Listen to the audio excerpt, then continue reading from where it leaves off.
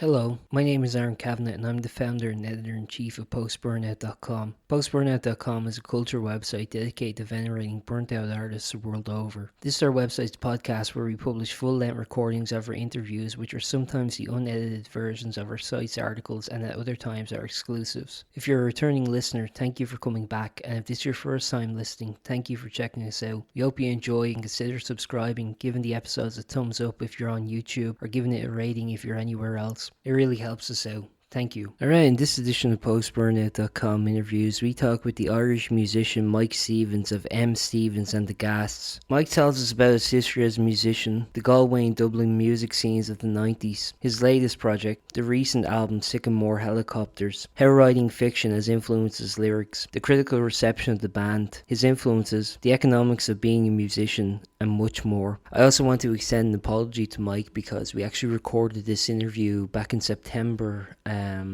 and the album was to come out in October, and there was also a gig at the Bellow Bar that we talk about in this interview. I don't know what happened, I'm sure just like a bunch of things just popped up, and trying to keep on top of everything, so this interview just kind of slipped into the cracks for a bit, and I do apologize to Mike for the wait on this one. I think in the case of the gig itself, I think it ended up getting cancelled because of an injury. But yeah, keep up with M. Stevens and the Gas everywhere, and see them live when you get the chance. And I once again extend my apologies to Mike for the wait on this one. Thank you. How are you doing? Hey Mike, how's it going? You alright? Not too bad, not too bad. Aaron, how's it going? Do I pronounce it Aaron or Aaron? Aaron's fine, Yeah, yeah. okay, okay. How's it going? Grand man, it's nice to meet you. I Yeah, was yeah, trying to take up too much of your time, and it's funny.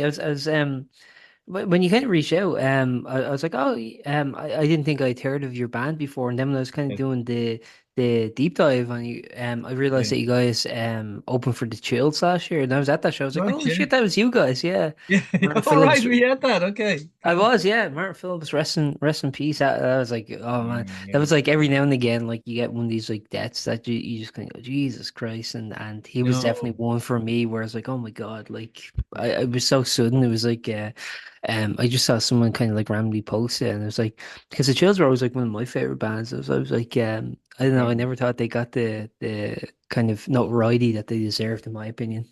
Oh no, I agree, I agree. And it was really the whole thing was very surreal, and with him passing away and everything as well. It's just like I wouldn't have gotten a clue about that in Hmm. the days that we met. Now we only kind of met him over, 2 or 3 days, but yeah, I mean, I knew he had had health problems way back, so maybe that had something to do with it. But yeah, it's yeah, very, very, very sad. And but it was nice to meet him actually, Yeah. and for a couple of days, and just kind of just briefly get to know him and the band as well, and really nice bunch of people, so.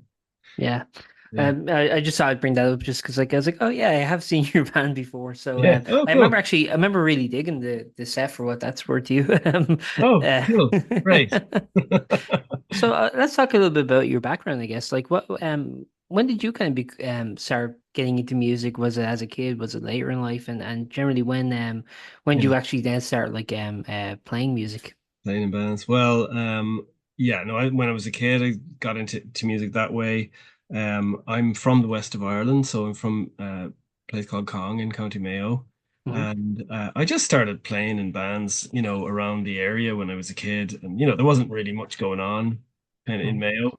And then I went to Galway and I was playing in bands in Galway. So that would have been, gosh, that would have been in the 90s.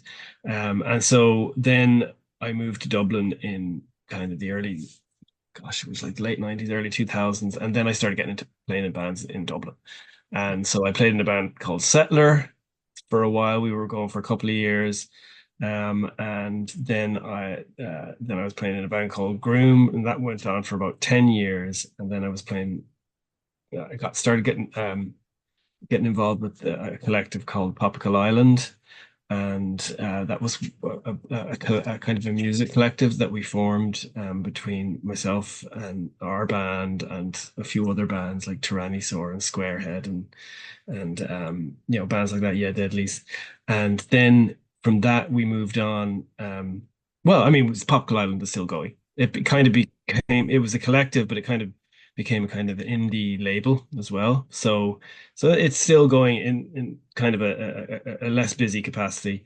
And then after that, I was in more bands. I was in a band called Lions. I was in another band called Skelecrats, and now I'm doing M. Stevens and the Ghasts. So Yes. yeah, honestly, I've been playing music for, I would say, let's see. Well, I'm 51 now, so I've been playing since I was 17. So I've pretty much not stopped. So more than That's cool, like 30 a years. whole lifetime's worth of Yes. playing music. Yes. Yes. Yeah. I've been going for a while. What sort Yeah. of music like would you been playing in those bands? Like Yeah. has how's the music kind of changed for you? And generally, I mean, like how much of kind of like the change in what you're playing and what you're creating, how does that kind of differ for as you kind of evolve as a listener? Yeah, that's interesting actually, because what I tend to do is every time we kind of start a new project. I mean, you start a new project for different reasons. Sometimes a band breaks up, because people go away, or sometimes the band breaks up because you just get bored doing it and you want to do Sure. something else. But when I do start a new project, I always try to kind of just completely start with a blank slate and just rethink my way of songwriting. So I tend to be the songwriter in any bands I'm in. Um and so that's what I do, like so for example, Lions was one band we were in, myself and Maroon the drummer, and that was a kind of acoustic kind of punk, if you like. And so kind of set rules for yourself as you form each band. So for this band, there was a certain kind of rules set down at the start. Now, of course, you end up breaking all those rules Yeah. eventually, but so that's kind of been a new thing with each band. But I guess over the years, like say for example, the first band I was in Dublin that kind of was somewhat significant was a band called Settler, and that was kind of an alt country band. So they were very much influenced by people like Will Oldham and Lamb Chop and Bill Callahan and that kind of American singer-songwriter thing, and kind of arty kind of country and influenced by rock. And then when we moved on to Graham, it was much more kind of, I suppose, we were influenced by bands like Flaming Lips, more kind of proggy kind of stuff. So as you go along, you're a listener, and Yeah. that influences your style of music. I actually think, 90% of making music is actually listening to music. The 10% is just a little bit you create when you listen to loads and loads of music. And so that's and like what I've done in the last couple of years with M. Stevens and the Ghasts is, or last few years, is it's really been about listening to I just really got back into singer-songwriters, and that's kind of been what's guided me for this project.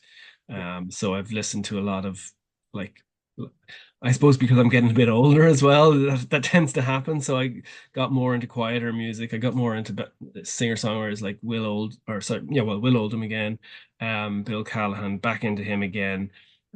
Really, really into Nick Drake and really into Yeah. Townes Van Zandt. So I got really back into the kind of those singer-songwriters, kind of contemplative singer-songwriting, and that's really informed my songwriting for this project. Yeah. So it's been a lot of fun. Well, actually, just talk a little bit about because we kind of gleaned over a bit about kind of like your background Yeah, in Mayo and kind of going to yeah. Galway to see shows and Mm. at that time, I mean, was there like much opportunity to kind of see like live music? Like what kind of like were the opportunities available to you to check out Yeah. in terms of like in terms of gigs? Did you have to kind of travel around if you wanted to see a show? What was that kind of like relationship like? Yeah, that was in Galway. Well, Galway at the time was pretty good. So I would have been in Galway in, let's see, it would have been from throughout the 90s, really. Yeah, So at the time, there were bands like playing. There was I think Roisin Dove was just starting up yeah, at that time. So Roisin Dove had become a kind of a go-to venue at the time. Monroe's Tavern at the time was a good place to play, a good place to see bands. There was bands like, I mean, I remember at the time Saw Doctors were around. Mhm. They were the big band. The Stunning were around. Toasted Heretic were kind of Okay. heroes of mine, So Ghosts were a great band. And because Galway's so small, you kind of get to know everybody very, Mhm. very fast. And so you get to know all these guys. But if you wanted to kind of see anything bigger, like it was, or anything kind of, further afield, there wasn't much coming through Galway. Yeah. So you would tend to, apart from people would just kind of go to the really big gigs like Radiohead or REM at the time who'd be coming through, to the big venues or maybe occasionally coming to Galway. Mhm. But there wasn't much. I remember Tender Sticks played in Galway at one point, and that was kind of a big deal. I didn't actually make Yeah. it to the gig, but there wasn't much. If you wanted to check out live music, and bearing in mind that this was before the boom in Ireland, so nobody had any money. Mhm. So I Yeah. didn't have any money. So if you wanted to see any music, hear any music, you kind of just would go to like I went to a lot of trad sessions in Galway, and I went to a lot of like just local bands. So local little bands would be playing in kind of you know tiny venues, or there was a place called West Side Tavern, which is out Rahoon direction. Bands would play up there occasionally, or we play in people's houses. So Yeah. that's what we tended to do, really. That was the scene. Do you think that like that kind of like as you were kind of mentioned the kind of lack of options there, do you think that kind of actually was beneficial in the sense that maybe you were checking out stuff that you wouldn't have been interested in, or was the stuff you were checking out stuff that you already would have had an inclination towards anyway? Um, That's an interesting question. No, I think actually there's a kind of I think that's more the case in Dublin. I think in places like Galway, and I'm not sure about places like Limerick and Cork. People who came up from those areas might speak about that. But what I Mhm. think with Galway is you tend to just kind of because it's a small town, you tend to just listen to whatever's available. So if there's a band that's playing, I don't know, like a grunge band or something, and you're not that, you'll end up being friends with them and you'll go to their gigs anyway. Or if there's a metal band or something, so you just Yeah. listen to whatever's available, really. Um, it's like there's not there. Well, at least when I was there, and I'm bearing in mind this is 30 years ago. When I was there wasn't really a critical mass of kind of say indie fans who just listen to indie music or whatever. Whereas when I came to Dublin, that was actually the case. Mhm. And that was a real eye opener for me, and it was very interesting because, all of a sudden, um, there was a real indie scene in Dublin that wasn't really the case in Galway. Yeah. There was you could there was a little there's magazines that followed kind of indie bands, which I was really like excited about. And so I remember when I first came to Dublin, I picked up the Dublin event guide. And there had been a Galway event guide. A Galway event guide would cover everything, whereas the Dublin event guide tended to cover indie gigs. And I remember reading about a band called the Asteroids, and it's Yeah. just really interesting reading about the Asteroids. And then I eventually got to know Andrew from the Asteroids, and that was just tremendously exciting for me. So it was a big change but also a big change in terms of the kind of music I started listening to as well. And I was very Yeah. surprised at the difference in Dublin. So that was cool. It's interesting that lineage that you're kind of mentioning because the Dublin event guide kind of in not so many terms, it's not exactly a linear transition, but it kind of now exists in things like Totally Dublin and the Goo. I think have kind of become the successors to that. It's Yes. interesting that like even in the digital age, there's still something kind of attractive I think about just having like a physical thing that you go in, you get, and it's like Totally. it's Yeah. just like a little tin thing like that you just Yeah. carry around. No, it really is. Like, if you want to actually, when I pick, I remember distinctly. I was in a cafe along the quays, and I can't remember the name of the cafe, but it's one of those cafes along the quays near the Halfpenny Right. Bridge, and that's what it was. Just the Dublin Venkai was just sitting on a table there, and I just picked it up. And you wouldn't tend to do that in an online situation, just Yeah. kind of just browse through something in that same way. Yeah. And it was a pleasant experience. But it also, there's something about the printed word that just makes you feel like, you know I guess maybe that there's an investment made in buying the paper and buying the ink. Right. Just makes I it think it just also makes you more inclined to kind of read more articles because I think when you go yes, online, you're just going to read a specific article from the website and then you're going to yes, click off. Where when you have like a magazine, you just yeah, kind of go, oh, check out what else was being written about. exactly, And I think that's good for exactly, exposure because yeah, you might be attracted to a magazine for front page artists, and then like as you're reading it, you're checking out other articles, and you kind of like, not only do you get to hear about new artists, but you also got to check out like new writers as well, like Yeah, who are yeah, seeing. So kind of yeah, it's yeah, beneficial for everyone, I think, in the art scene. yeah. I think it's great that free magazines like that still exist. Oh, Disclosure, I do write for them too. So oh, really? Okay, okay. oh yeah, I don't want to, I don't want to be uh you know hiding that fact, I guess. Yeah. But I Well, do like the reason I got involved was because I do kind of like cherish that I don't oh, know, that medium. I think it's such a nice thing as well. And for people who are involved in, other aspects of life, outside of music, to have that little bit of just getting away from, your job or your whatever it is that's going on, and just to feel part of a scene is Yeah. really amazing, it's really Yeah, I nice. think that's a big thing too, because I think it kind of connects like the places that actually have the magazine in stock. It kind of like, I don't know, Yeah. gives it kind Yeah. of art credentials in a way. Like when the Yeah. cinemas that sell, or not sell, but cinemas that have the Goo and Totally Dublin, or the George Arcade, or the music shops, you kind of get a sense of like, okay, this is the kind of grassroots sort of community. It's a very weird kind of mental Yeah. thing that Yeah. it's like a mental map or something. Like you kind of go, Yeah. if it Yeah. has this, there's some kind of cool credentials to it. I really hope we don't lose that as well. I mean, Yeah, there's a chance we could lose that, yeah, especially with the internet, I guess, has kind of affected that. But just generally kind of people moving away from, I guess, going to gigs. And I'm not sure if I mean, I haven't done the research on that, but you know, I would hate to lose that, I yeah. would hate to lose that, yeah. I think too, you also kind of get like the sense of kind of the kind of independent music scene too, and the kind of more, I guess, corporate music scene. Yeah. In the sense that like a lot of the kind of like big corporate venues, you kind of get the sense of there's a detachment from the actual art scene, and it's just about commerce, which I'm not necessarily complaining about, like, because people should be able to make money, and I get the music industry is just way making money and capitalizing on that.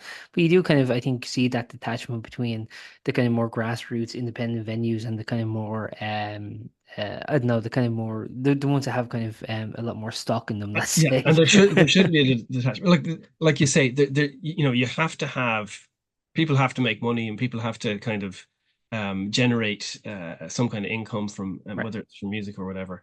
But there shouldn't be a disconnect between the grassroots bit and the corporate bit. It's like the corporate stuff should grow from the grassroots. It Mhm. doesn't really, Yeah. because I guess people who are interested in making money from music probably see a shortcut whereby they can kind Right. of not think about the culture, not think about the community, and just kind of go, okay, well, what's gonna pull in the punters, and uh, you know uh, I think it's bad for music generally, but sometimes something comes from the grassroots, and Yeah. when it does, that's fantastic. Yeah, I think it's actually, this is a weird kind of parallel, but I think it's similar to politics in the sense that initially it's radicals who are kind of pushing the things that are going to benefit people in later in life, and then once Mm. those things become more palatable, and once they become more popular amongst voters, suddenly then mainstream politicians are kind of more comfortable Yeah, aligning themselves with something like same-sex marriage is a good example. Like for yeah, for years that was seen as like a radical outsider idea, and then eventually people kind eventually of warmed becoming to it. it, and then like Yeah, every politician was supporting same-sex marriage referendum. I think it's yeah, similar in music. It's very strange where it's kind of the freaks and the weirdos kind of like bolstering certain artists, and then once they see a profit margin in that, then it's like, oh yeah, we're like really cool and bohemian too. It's just like so performative. It's very strange. yeah. Well, yeah, you could draw parallels with all kinds. Like you could draw parallels with sport. Like, why is it Yeah, that, for example, the Irish international team doesn't pick from local Irish sides? Wait, we know yeah, the reason why they're not. The reason is because there's no money invested in the grassroots soccer. Because of whatever various reasons. I'm not going to get into Gaelic games and all that, but I guess um, that's probably the reason. Like you could say, for example, that say indie music, say for example, Chills are a very good example of a band that was successful internationally, that kind of emerged from a local um, community, the Dunedin scene, yeah, and yeah. it's a genuine indie scene, and went on to have a certain amount of success, maybe not huge success. And why is it that they could do that? And because they're supported by the local communities, And perhaps they're supported. I would have to check it out. Maybe they were supported by government investment, you know. Now, not to say that, you know, the indie scene in Ireland isn't, because we've received support from the Arts Council ourselves. So, you know, that was very welcome. But what I do know is that, you know, for example, like trad music, Irish trad music, a very good example of something that's accepted worldwide, and has a very strong grassroots base, and that emerges from that grassroots base. Mhm. And that's, you know, you could not say that about indie pop or indie rock or, you know, singer-songwriter stuff to the same extent, Yeah. that you have that same kind of support, you know. Like you can go to the Cobblestone, you can listen to uh, uh, you know, trad bands playing, and those guys are there, you know, every day of the week or every weekend, you know, and you just don't see the same thing with indie music. And you know, I've been in Dublin playing with indie bands and watching indie bands for, you know, since the early 2000s, and it's always been a struggle just to find a venue, or struggle just to get a gig anywhere. And this would be for young bands, not just guys my age, you know, as well. So, Yeah, I used to think that the kind of the venues in Dublin were kind of segregated by genre in a way, where it was like, this is the metal bar and this is the indie club and this is, yeah, and like this is where the hip hop artists go. Where yeah, I don't know, I think there's kind of I think those connotations still stick to some degree, but I think there's kind of a stripping down of that, where you are seeing people kind of playing a lot of the same clubs and a lot of the same bars. In fact, even sometimes on the same lineup, I noticed that like a lot of there's a lot more kind of genre blending going on than perhaps was once in Dublin. I yeah, think people, as you mentioned, were very genre inclined. In fact, I remember as a teenager being, if you wore like a black hoodie or you had long hair, it was like, people would give you shit for that for like no discernible reason. They just like, you know, like just slag you off and like, all right. yeah. The If you're into like tribalism. metal music or punk music or anything like that, or if you wore like a leather jacket, it was like, you had a target on you for some reason. It was so strange. But Yeah. I do think that kind of thing is dissolving. I mean, as someone who has kind of longevity within the Irish music scene, I mean, how do you see where we are now compared to where we are before? And do you think there's any sense of predictability in terms of I don't know, just pattern recognition from your time? Do you think there's anything where you can kind of glean and go, okay, we're in this phase, or this is where we are now, or do you think it's just completely random? Yeah, that's an interesting question. Um, you know, I think it comes and goes in waves, and that's partly to do with randomness, and it's partly to do with the effort that people put in. Um, really favorite band of mine called Silver Jews, they had the song called Random Rules, you know, and they have Yeah, it's all about, you know, the randomness of the universe. So that's it's something that's close to my heart. I think it comes and goes with. Very often you hear kind of people saying, "Oh well, you know, the Irish music scene is so healthy at the moment, and the indie music scene has never seen a better time than it has at the moment."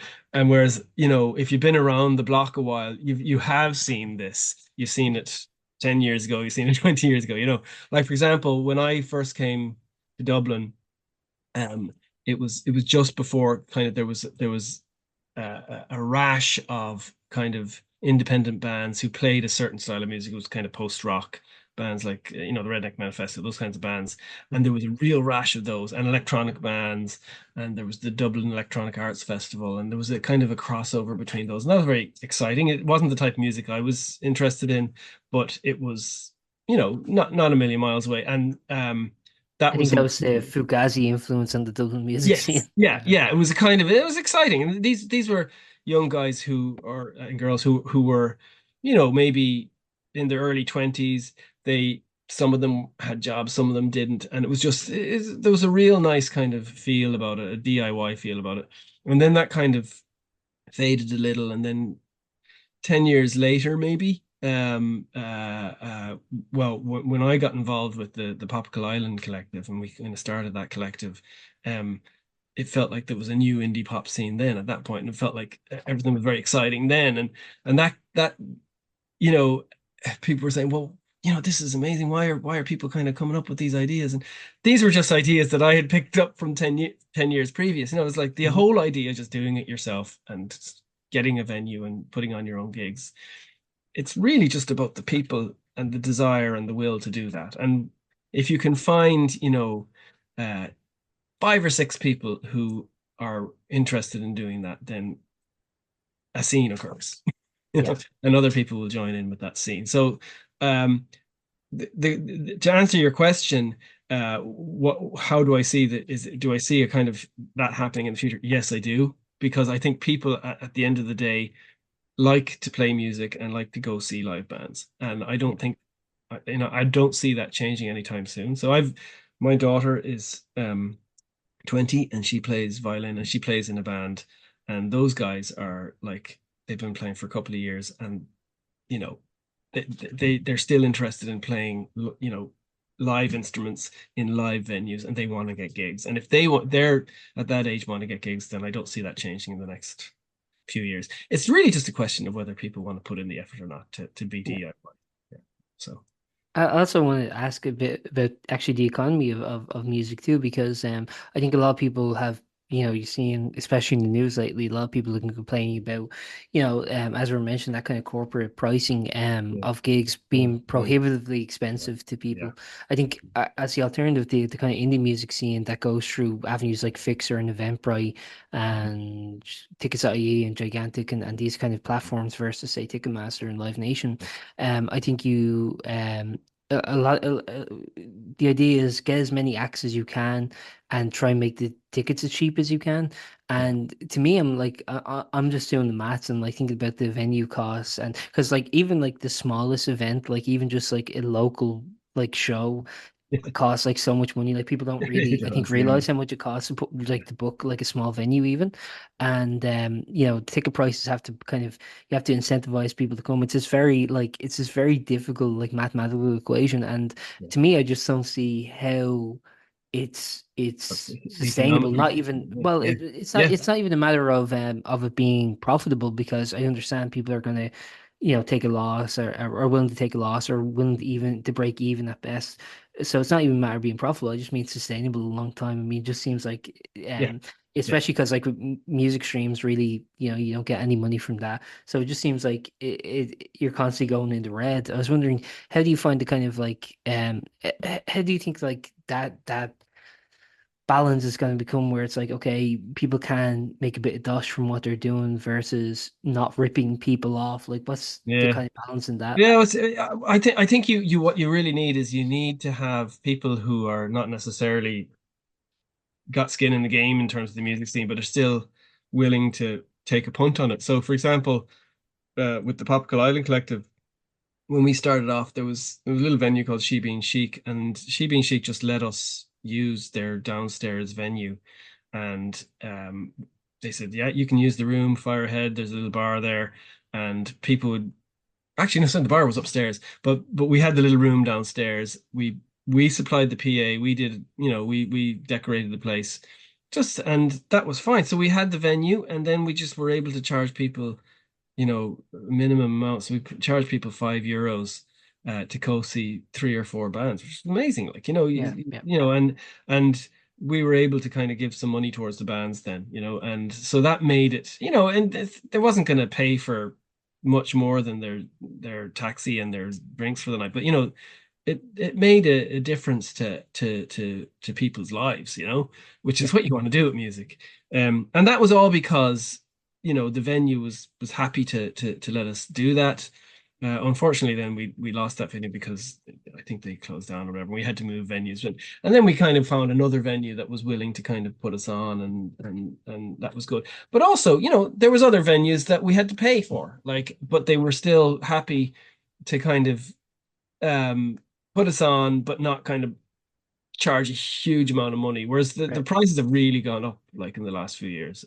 Yeah, And like, for example, we're putting on a gig, or we put on gigs from time to time, and depending on the venue, you can pay an awful lot for a venue, and you end up just in a position where you're just really fighting to break even. And if you have any kind of support acts, you have to pay them as well. And so, there's is it sustainable? No, is the answer. yeah, But there are little venues that will allow you to play in their venue and you don't have to pay a rental fee, or you pay a small rental fee. And those venues are great. So, like, Anseo is a brilliant place. It's just Yeah. a little room up above the pub, and you can put on a gig there, and you can make a few quid, and then you can pay your bands, and it's just a tiny room, like it only fits Yeah. about 20, 30 people, but it's brilliant. It's little venues like that are what They make have the. their own PA system, right? I'm sure. Well, I they think. have one in house. It's Yeah. actually this guy Andy who it belongs to him, I think. But Yeah. yeah, or you can bring your own PA. But that those places are few and far between. And I know for a fact that the guys in Anseo are very kind of special kind of guys because my Yeah. my daughter actually works there. So Okay. it's unique. But it's like I was saying, if you have 5 or 6 people, you can create a scene. Again, if you have 1 or 2 venues who are kind of enlightened, you can have a scene as well. And it's not just about the little pubs like Anseo. Like even like Whelan's is, in fairness, it's a really big venue, it's an established venue. But we put on a gig there a couple of months back in the Little Whelans, the kind of the side Yeah. venue Hmm. with no drums, and like that didn't break the bank. So you just need people who are willing to invest in the scene, who have that kind of influence. Just 1 or 2 or 3, and you can really kind of create something special. Yeah, totally. Actually, one other thing I want to ask there, because you mentioned your daughter's a musician. I'm just interested in this. Is that Mm. kind of like a multi-generational thing where you and her kind of like trade music, or is she kind of like doing her own thing, you're doing your own thing? Like what's the kind of relationship in terms of like what you guys kind of, I guess, sync up on in terms of Yeah, yeah. interests? Well, full disclosure, she thinks everything I listen to is rubbish. Okay. So so she gets really annoyed. No, she plays along I with my. think there's like a something about that where it's like you should have your own unique identity, you know? Yeah, well, yeah, totally, and I'm down with that. Like the fact that she plays violin means that we can collaborate, we can play together. Mhm. She'll play on my songs and stuff, and she's studying music in Trinity, so I kind of help her out a little bit with that. But really, she's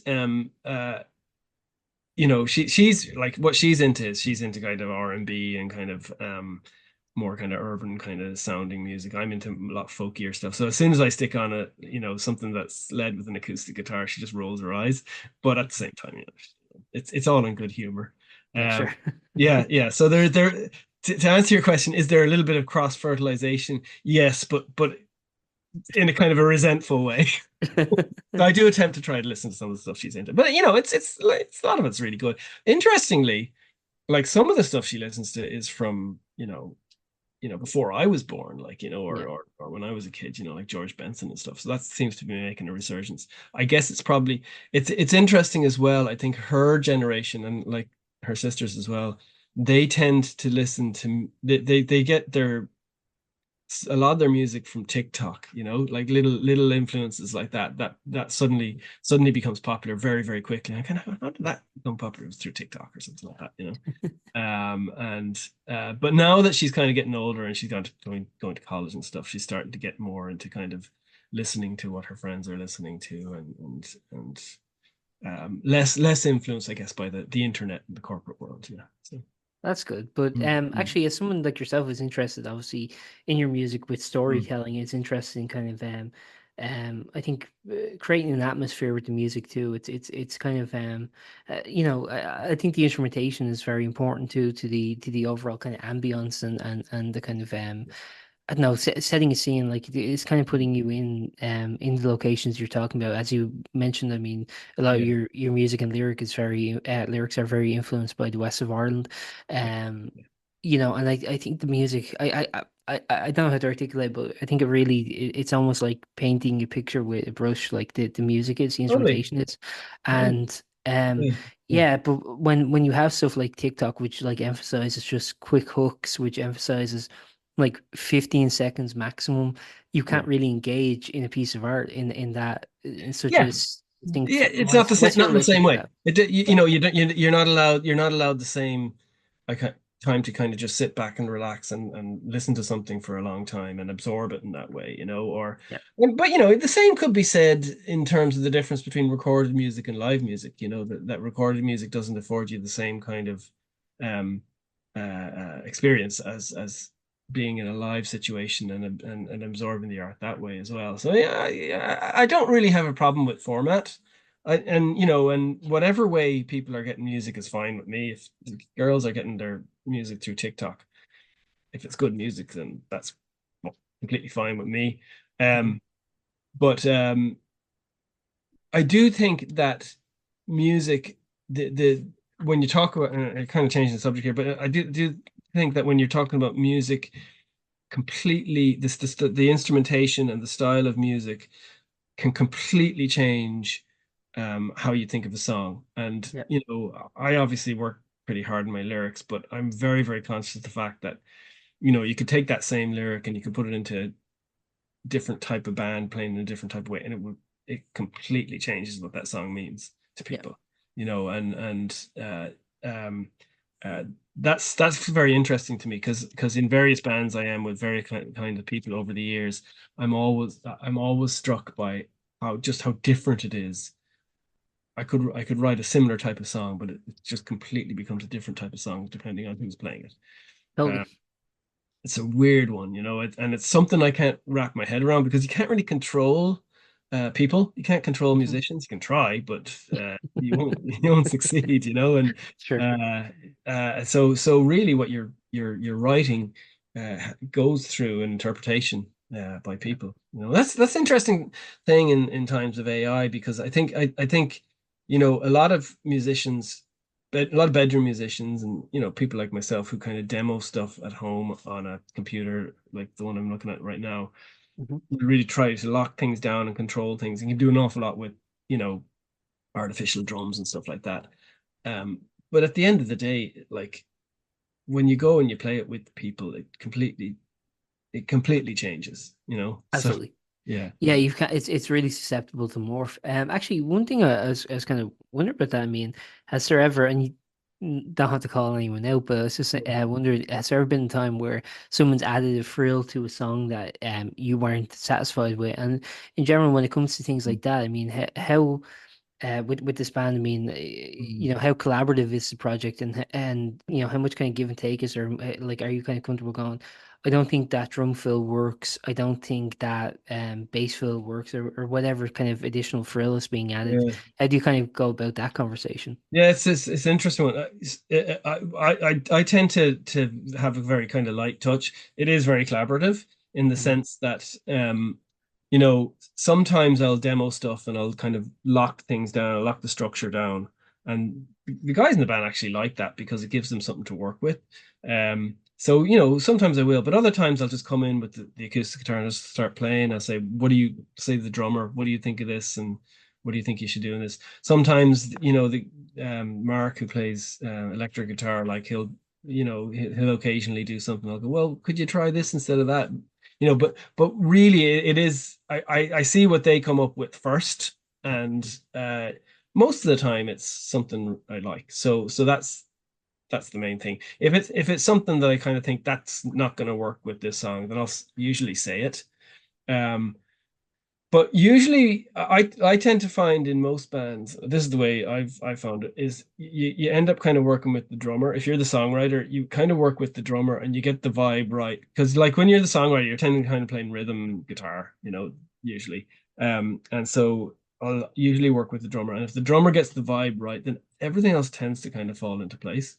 So sometimes there's a conversation that happens between myself and Donna, the drummer, where he'll try something out. He'll try a shuffle or something. I go, well, maybe not a shuffle. Maybe you could try something like, and I'll sound it out, and then he'll try that, and that'll work.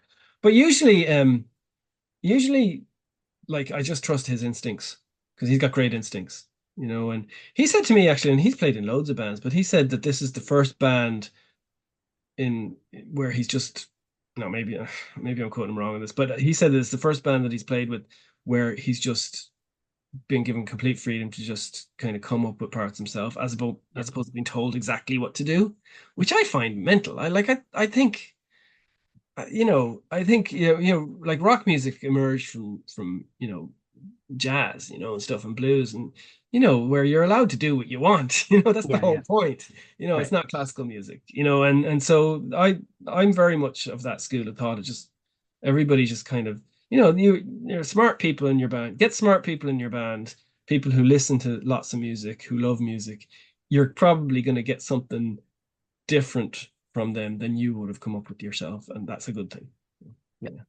I'll try and take up too much of your time. You're very gracious. I just want to actually ask, you were mentioning writing lyrics, and I was wondering, when it comes to things like prose and ideas, what do you seek beyond kind of music? Like, well, first of all, who would be your kind of influences as just purely when it comes to lyrics, and in Yeah. general, like, what else do you seek out? Do you seek out books? Do you seek out novels? Do you like Yeah. do you seek out even like ideas on like philosophy or anything? Like what's kind of the range in terms of trying to expand your kind of prose and Yeah. food for thought in general? Yeah, well, I listen to I don't just listen to singer-songwriters, first of all. I do listen to a good chunk of singer-songwriters. Like I mentioned Townes Van Zandt there earlier on. He's kind of big deal for me, and Silver Jews, David Berman, big deal for me. These guys Mhm. um are definitely inspirations for me. Um the band called Wave Pictures were a real inspiration for me, an English band, the brilliant lyrics and just a great band, really great indie band. But outside of music, I read an awful lot. I'm actually interested in writing fiction as well, and I've written a decent amount of fiction. But I really like, just a lot of kind of literary writers. So I like writers like there's Richard Ford is a really brilliant writer, a favorite of mine. I love his writing. Cormac McCarthy, I'm a big fan of him. Um, I also did a lot of really good Irish writers. So there's a brilliant guy, Colin Barrett from Mayo. He's a really good new Irish writer. Really like him. Really like a writer called Wendy Erskine from Belfast. Excuse me, I think she's from Belfast. Um, there's a lot of really really good Irish writers around at the moment. Mike McCormack as well from Mayo. It's really weird actually. There's a decent smattering of writers from Mayo and from the West, as Yeah, totally. Yeah. Kevin Barry as well as I think he's in Sligo actually. But Yeah. there's some brilliant writers in Ireland, and I'm very like I'm a big fan of kind of the Irish writing scene, if you like, at the moment. And I'm reading a book by a guy called Mark O'Connell at the moment called The Thread of Violence, and that's nonfiction. So Yeah. that's the first bit of nonfiction I've read in a while. But I tend to gravitate towards a lot of kind of either Irish literary fiction or American literary fiction. They're my two things. Because I'm actually half American, so my father was American, so he was a writer himself. So I'm just big into that as well. So those would be kind of my outside of music. That'd be my main thing, and that's really kind of all I have time for. Fair enough. With the No, no, absolutely. family. Yeah, kind of reading and music are kind of my two big things. Yeah.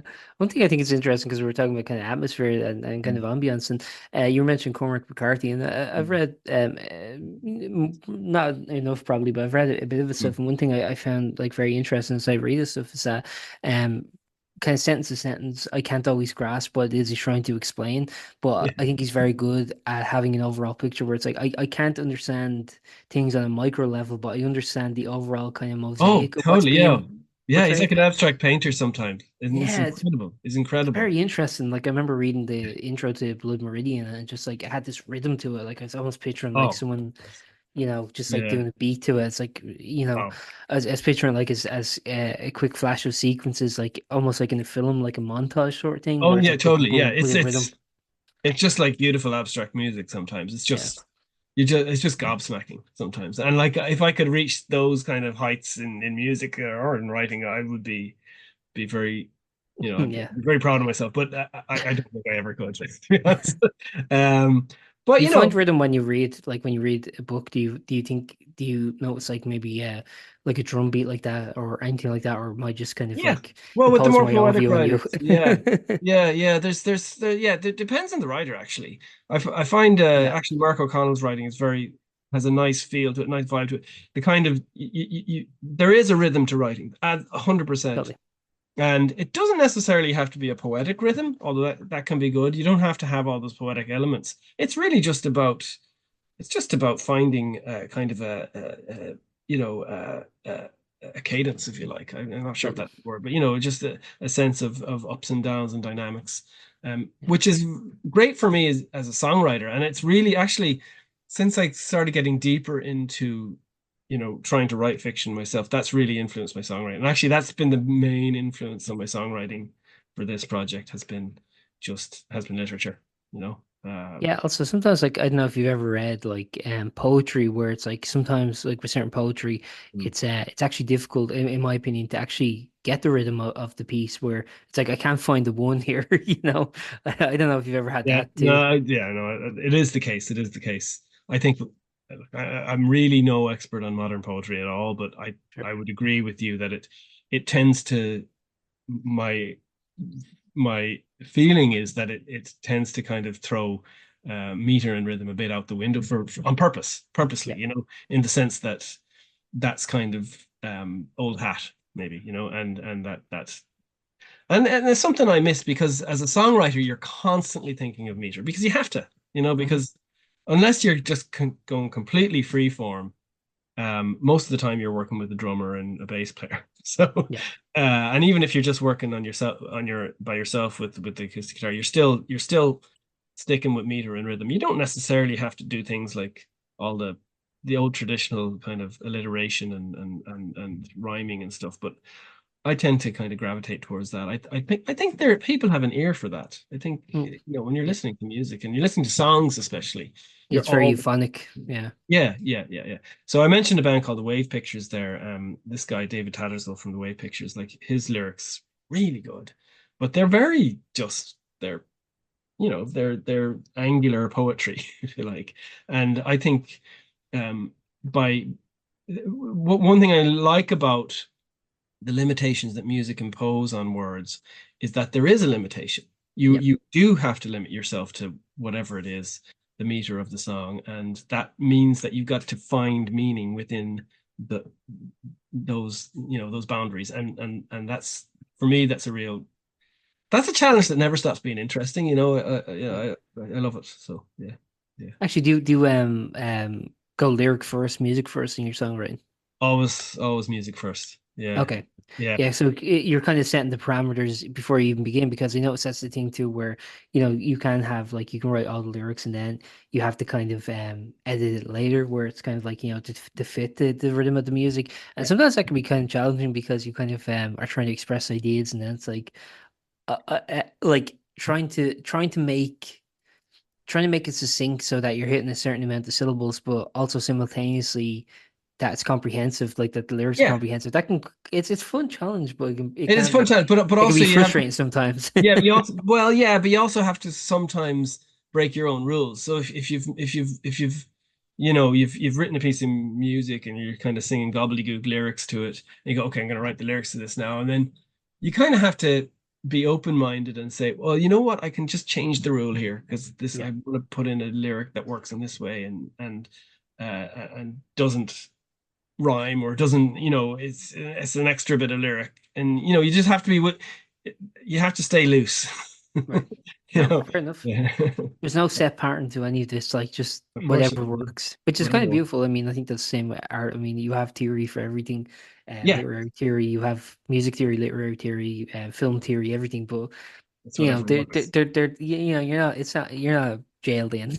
Yeah, yeah, yeah, yeah, yeah, yeah. I want I to talk think a that's little. a good thing, Sorry, go ahead.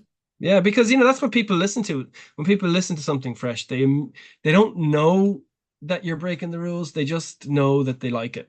Yeah.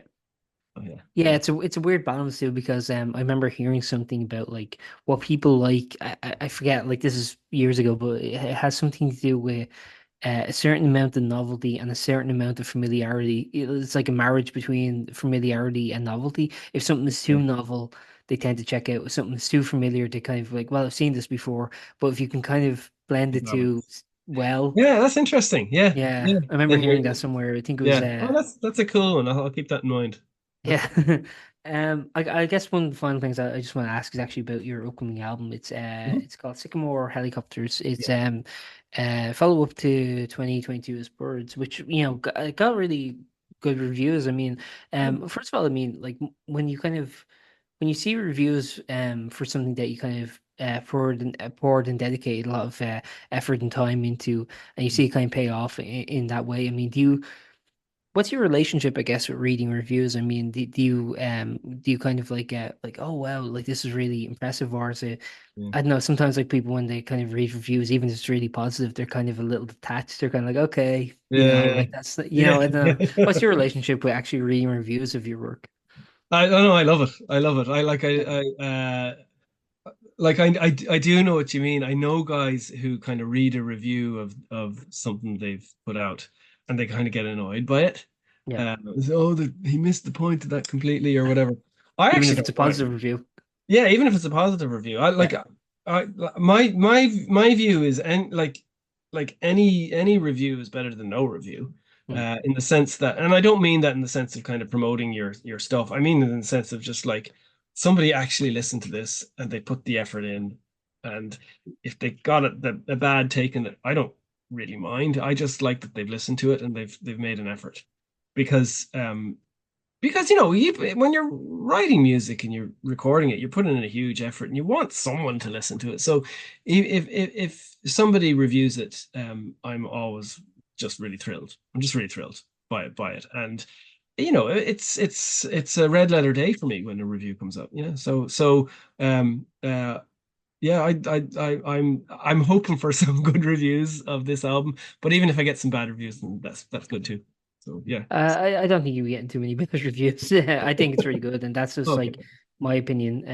Okay. But yeah, I mean, in terms of like the recording of this album, of kind of creating this album, what was the process of Sycamore Helicopters? And in general, how do you think it kind of differs from Birds, or how do you think it's similar to Birds? I mean, like, what, do you think it's vastly different, or? It is different, yeah. Like in the sense that like uh the birds just kind of emerged from, like, it was very organic. It kind of emerged from the COVID times, and I wrote it over like it. We were stalled.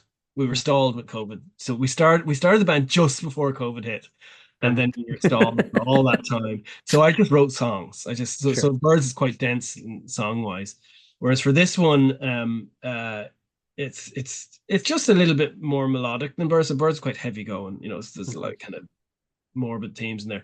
This one is a lot more lighthearted, more melodic, and there's more stories in this one. So for some reason, maybe it's because of my writing, but for some reason, I just got into a little bit more narrative thing. Thing about narrative songwriting, like, by that I mean kind of, creating a little short story in a song. Um, is it can go well, or it can be really cheesy as well. So it's a risk. Mhm. But for some reason, three or four songs in this album just ended up being that, and I just decided, to hell with it. I'm just going to write a story song, and I just did that a couple of, two or three, four times, as opposed to say songs that are like observational songs, or songs that are, instructive songs or whatever. This, just tell a story and let the story sit with the listener, and they can make their own opinion about that. Um, so that was a big change for this album, and you know it was enjoyable for that reason. And then that kind of, another thing was that, because we applied for an agility award from the Arts Council, and we had to spend that within a certain time frame. Okay. And so we were kind of under pressure to get this recorded. So it meant that we had to kind of book a studio, and we had to get it in. We had to record it by a certain date. And that kind of put a little bit of pressure in terms of getting the songwriting finished and getting the band to learn the stuff. So it was a little bit more rushed than the previous album, where we had more time to kind of cogitate. But this time, um, but that was really good, because it, Yeah. it forced me to, like, I was writing songs right up to the wire. The band was like, our last rehearsal, we were rehearsing a new song. Mhm. And like the guys were like, I don't think it's a good idea, Mike, but we did it. And actually it's one of the best songs in the album. So Yeah. so so it's okay. That's a difficult thing to do when you have that kind of like set deadline or set Yeah. that kind of pressure, because on the one hand, uh I guess the potential negative is that things get rushed, and they could have been sat on a bit more, fermented a bit more, could have Mm. came out a bit better. But I think the positive aspect too is that you don't have time to kind of overthink things. You kind of have to Yeah, commit to things yeah, and make kind of more quick decisions, and you can't just be, I don't know, perpetually. Because I think that's something I've always talked about is that I think like a huge issue with procrastination for creative people is that you have this kind of grandiose idea in your head and you think it's great, and then yeah, you're yeah. just afraid to start it because you kind of realize through human error you're not going to be able to make Exactly. it as great as you want. You can't be too precious about these things because, Exactly. like music is like any art form is instinctive, and if you have to, if you're forced to be instinctive, sometimes that can have some great results. And if you are given too much too much time, you can end up kind of ignoring the instincts or changing your mind about stuff, which Yeah. might not be It's so good. Yeah, yeah. Guns N' Roses Chinese democracy. Yes, yeah, Just doing exactly. that, yeah. Yeah, yeah. Yeah, So look so at that that. in this case we were kind of forced into a situation. We also like we worked with the new producer in this Les Key, and so the previous album we'd worked with Steve Shannon, but Steve wasn't available. But so when we were kind of booking a studio, we were looking for somebody to work with, and he had worked with Squarehead before, so he was a natural choice. But he just brought some new ideas to the project as well, and that was just working with somebody completely new who we'd never met before. Was like it was kind of edge of the seat stuff, but he was brilliant, so that made a difference, and yeah, it was just a little bit of pressure, a little bit of Sure. pressure, which was kind of self-imposed because I think maybe the Arts Council, if I'd missed the deadline, they probably wouldn't have minded, but They would have um, audited all your bank accounts and just drained you clear. No, I'm joking. yeah, Um, yeah, but pressures, is how diamonds are made, I guess. yeah, Um, yeah, exactly. one thing I just want to ask based on something you said there was you were talking about kind of like the first album was written kind of during COVID, sort of in isolation, obviously, as we all were. Yeah, yeah, And it's a good means of kind of occupying your mind and occupying your time. In fact, in some ways. I think this isn't my thought. I interviewed someone. They kind of said this. I forget who it was. I'd love to credit them, but I can't remember off the top yeah, of my head. But someone was yeah. saying that it was a great opportunity that time because if you weren't kind of you didn't have the kind of commitments, the work commitments or anything like that that you once had. And was a time if you were creative to actually knuckle down and kind of get stuff out and get stuff done. But I was wondering, from your perspective, I mean, you're talking about in this, with this record, you didn't have the kind of constraints of lockdowns. Yeah. I was wondering, did that make the songwriting process more collaborative? From your perspective, I mean, how do you find the actual um collaboration also? I suppose like as Mhm. as a band you're getting more familiar with each other, you're getting more comfortable with each Yeah. other, and I was wondering like the kind of more kind of isolated It's interesting you should atmosphere of the say first that. one. Yeah, because I was talking to Mark yesterday. We were practicing with the band yesterday, and so Mark, guitar player, he was saying that for Birds, that's what we did because of COVID. Hmm. Like when I would write a song, I would demo it at home and I would send it to the guys, and they would re-demo and they would add their parts. And that was how we worked. Yeah. And then for this album, that was not the case. It was more we just kind of got together in a room and started jamming. So Mark said to me yesterday, he says, I really want to get back to the old way of doing things. I really like that. Yeah. And it's a completely different way of working. Um, I don't know. I like both. I actually kind of prefer to get into a room and jam with a bunch of people, but the problem is you do need to be doing it a lot. You kind of got to get in there every week, once a week, and even twice a week, and be working hard on stuff. Whereas when you kind of collaborate through, file shares, you can take your time a little bit, and you can sit back a little bit, and you can do a little bit more thinking. But the proof of the pudding is in the eating at the end of the day. It's whatever what the better songs might come from the collaborative approach, or they might come from the sitting at home approach. And who knows? Both work. Yeah. And one thing I want to ask actually is there a set release date? Because at the moment I only had October. I didn't have an actual date. Oh yeah, yeah. So October 12th is the launch gig. Yeah, at But Bella Bar. yeah, at Bell Bar, but it's I think well look our official the way it works with releasing stuff online, and this is going to be an online only release. Okay. We're not putting out a CD or vinyl for various reasons. One reason being that we can't afford vinyl, and the second reason being that we just realized that none of us actually listens to like CDs outside of our cars, So Yep. we Yep. kind of figure if we don't, then probably people our age or whoever listens to our stuff probably don't as well. They probably listen to stuff online. And so what we're going to do is we're going to have a booklet. So that will come out on October 12th at the gig. So officially October 12th is the launch Okay. uh, of the album. But having said that, the way it works when you're uploading stuff to things like Spotify and Apple Music and stuff is that you it's kind of up to them when it comes out. So we'll you it takes a couple of weeks and it might be October 5th. Yeah.